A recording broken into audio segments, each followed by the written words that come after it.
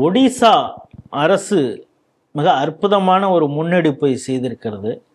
என்னென்னா கந்தமால் அப்படின்னு ஒரு பகுதி மாவட்டம். அந்த கந்தமால் டிஸ்ட்ரிக்ட் அப்படின்னாலே எல்லாருக்கும் ஒன்று ஞாபகம் வரும். என்னென்னா அங்கே மிகப்பெரிய அளவிலே மதமாற்றம் நடந்தது.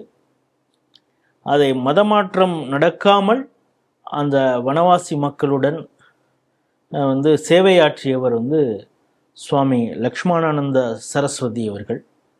இப்படிப்பட்ட பணியை அவர் செய்கிறார் அப்படிங்கிறதுக்காகவே நக்சலைட்டுகளால் ஒரு இரவு அவரை அந்த ஆசிரமத்துக்குள்ளார அவர் மட்டும் இல்லை, ஒரு 5 பேர், அதில் பெண்கள்லாம் கூட இருக்காங்க, அவங்களையெல்லாம் சுட்டு கொன்றார்கள் அப்படிங்கிறத பார்க்குறேன். அதற்கு பிறகு நேச்சுரலி அங்கே ஒரு எதிர்வினை நடந்ததுங்கிறதெல்லாம் ஒரு பக்கம். இப்பொழுது அந்த தியாகத்தை போற்றும் வகையில் இந்த சமுதாயத்திற்காக தன்னையே அர்ப்பணித்த லக்ஷ்மணானந்தா சரஸ்வதி சுவாமிஜி பெயரில் புல்பானி அப்படிங்கிற ஒரு இடத்துல கவர்மெண்ட் மெடிக்கல் காலேஜ் இருக்குது. இனிமே அது சுவாமி லக்ஷ்மணானந்த சரஸ்வதி சுவாமிகள் அவங்களுடைய பெயரில் அது இயங்கும் அப்படின்னு அறிவிச்சிருக்காங்க. இந்த செய்தி அப்படி பார்க்க மிக நல்ல செய்தி என்று நான் பார்க்கிறேன். நீங்கள் சொன்னது போல 40 ஆண்டுகளுக்கு மேலாக காட்டிலே இருக்கக்கூடிய வனவாசி மக்களுக்காக தன்னுடைய வாழ்க்கையை அர்ப்பணித்தவர். அதாவது சரியான அந்த மேகசினில் பார்த்தீங்கன்னா அவரை பற்றி நீங்கள் எங்கே வேணால் கூகுளில் போயிட்டு பாருங்கள். 40 years in tribal empowerment, இதான் முதல் வார்த்தையை அவரை பற்றி வருகிறது. அந்த அளவுக்கு அந்த காட்டு மக்கள், காட்டுவாசிகள், வனவாசிகள் அவர்களுடைய கல்விக்காக, சுகாதாரத்துக்காக, பொருளாதார மேம்பாட்டுக்காக, பெண்கள் முன்னேற்றத்துக்காக முழுக்க முழுக்க பாடுபட்டிருக்கிறார். மதிப்பு கூட்டப்பட்ட பொருட்களை ஏற்றுமதி செய்யற அளவுக்கு அந்த விவசாய பொருட்களை எல்லாம் மார்க்கெட்டிங் பண்றதுக்கெல்லாம் உட்பட அவர் பண்ணி கொடுத்திருக்காரு. அது பாருங்க, அது மட்டும் இல்ல, அவர் ஒரு பெரிய ஒரு தத்துவ ஞானி.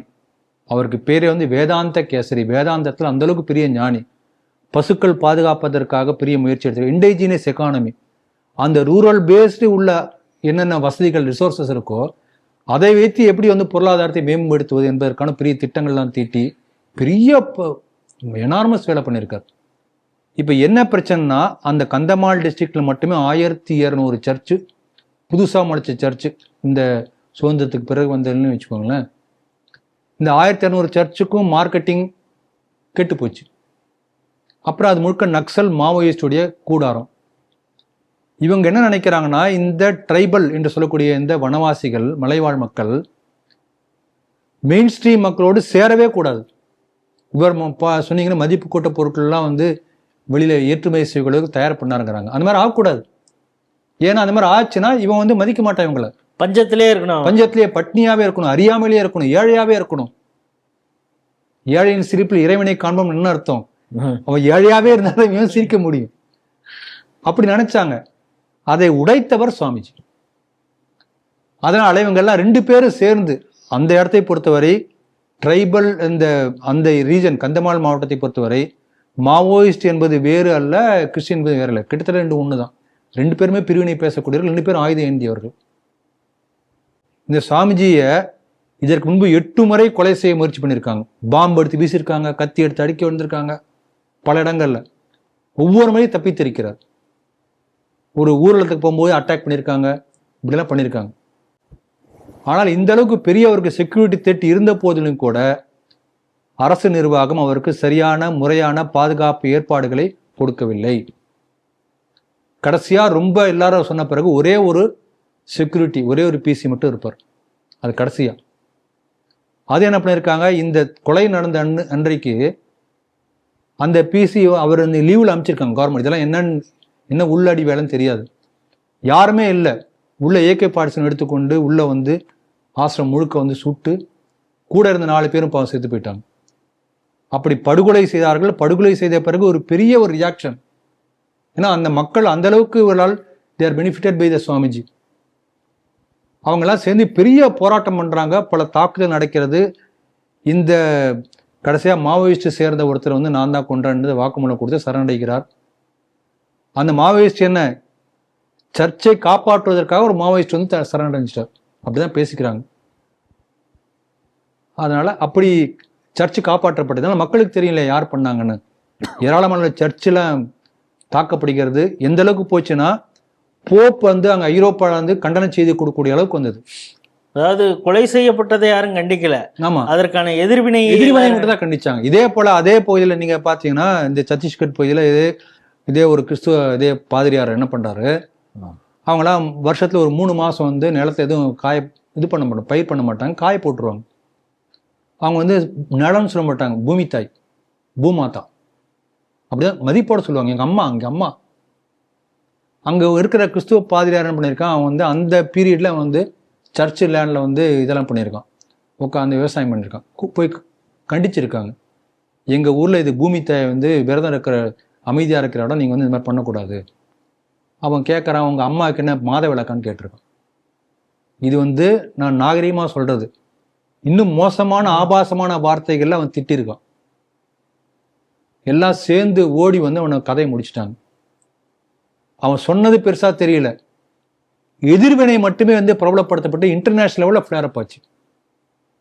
அப்படிதான் இதிலே பண்ணாங்க. இதே போல இந்த சாமிஜியை பற்றி மிக மோசமாக தரக்குறைவாக ஒரு கம்யூனல், இவர் வந்து மதவெறியை தூண்டுகிறார், கிறிஸ்துவனை எதிர்க்க சொல்லி கொடுத்திருக்காரு, இப்படிலாம் சொல்லி பெரிய அளவுக்கு வந்து இவருக்கு நிந்தனை செய்து அதை முறியடிப்பதற்கு ஆயிரக்கணக்கான சாதிகள் பெரிய போராட்டம் பண்ணியிருக்காங்க.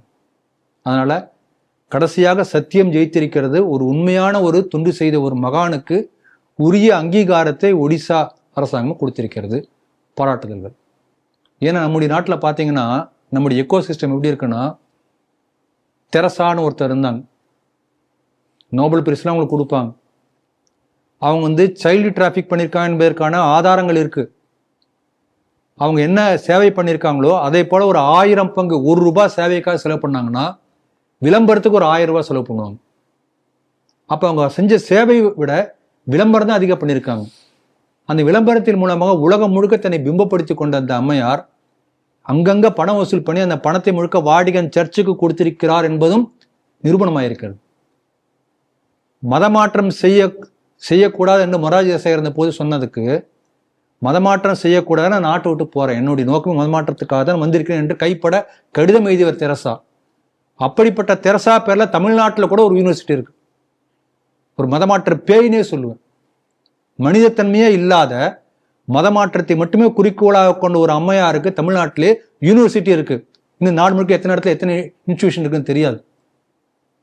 ஆனால் உண்மையிலே சேவை தெரசாவை விட அதிகமான சேவை செய்வார் சுவாமி சிவானந்தர், பத்தமடை, திருநெல்வேலி. யாருக்கா தெரியுமா? எத்தனை தொழுநோயாளிகள் வந்து பாதுகாத்திருக்கார். அவருடைய தொழுநோயாளிகள், அவருடைய பெனிஃபிஷியரிஸ், பயனாளிகள்ல பாதி பேருக்கு மேல கிட்டத்தட்ட 30 to 40% முஸ்லீம்கள். அந்த மருத்துவமனையில் முஸ்லீம்களுக்கு தனி மசூதி கட்டி கொடுத்து தொழுக பண்ண சொல்லியிருக்காரு. யார்? மதமாத்தல் அவர். ஆனால் அவருடைய சேவை பேசப்படவில்லை. அதை விட குறைவாக சேவை செய்த தெரசா வந்து பெருசா ப்ரொஜெக்ட் பண்றாங்க. இது இந்த ஈகோ சிஸ்டம். அதனால உண்மையான சேவை செய்த ஒரு ஹிந்து துறவிக்கு உரிய அங்கீகாரம் கொடுத்திருக்கிறது ஒரிசா அரசு, பாராட்டுகிறேன். அதனால ஹிந்து அடையாளங்கள் இந்த நம்ம நாட்டு துரதிருஷ்டம் என்னன்னா, இங்க உள்ள அறிவுஜீவிகள் அந்த தளம் இருக்கு இல்லையா, அந்த ஸ்பேஸ் இருக்கு இல்லையா, அது முழுக்க கம்யூனிஸ்ட் லெப்டிஸ்ட் தான் இத்தனை நாள் ஆக்குபை பண்ணிட்டு இருக்காங்க. அதனால இந்த மாதிரி உண்மையான தொண்டு செய்யக்கூடியவர்கள், அது குறிப்பா ஹிந்து சமுதாயத்தை சேர்ந்த யாராவது ஒருத்தர் இருந்தாங்கன்னா அவங்க அப்படியே அப்புறப்படுத்திடுவாங்க. காங்கிரஸும் சேர்ந்து கொண்டல. அதனால சரியான தொண்டுக்கு உரிய அங்கீகாரம் கிடைத்திருக்கிறது, பாராட்டுகிறேன்.